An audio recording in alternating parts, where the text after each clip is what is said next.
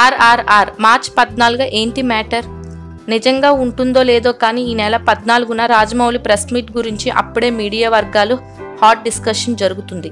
తానుగా ఏమీ చెప్పకపోయినా RRR గురించి రకరకాల వార్తలు ప్రచారంలోకి వస్తున్నాయి.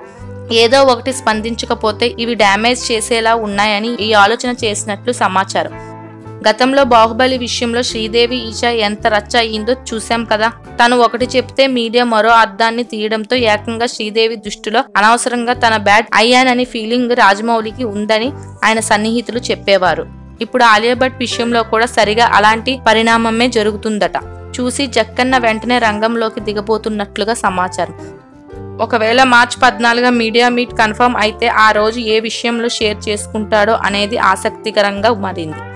కోల్కతా షెడ్యూల్ తో పాటు ఇప్పటిదాకా జరిగిన ప్రోగ్రామ్ ని వివరించడానికి స్టోరీ లైన్ సైతం లైట్ గా రివీల్ చేయబోతున్నట్లుగా సమాచారం. గతంలో మర్యాద రామన్న, మగధీర, బాహుబలి ఈగా అన్నిటినీ రాజమౌళి ఇదే ఫార్ములా వాడాడు. కాకపోతే RRR ఇది మరీ త్వరగా అవుతుంది, అంతే తేడా.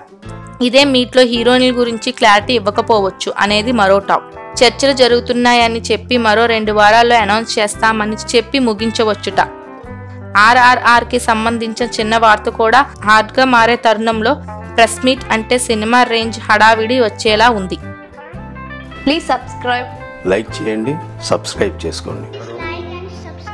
హాయ్ ఫ్రెండ్స్, మా వీడియో మీకు నచ్చినట్లయితే లైక్ చేయండి, షేర్ చేయండి, సబ్స్క్రైబ్ చేసుకోండి.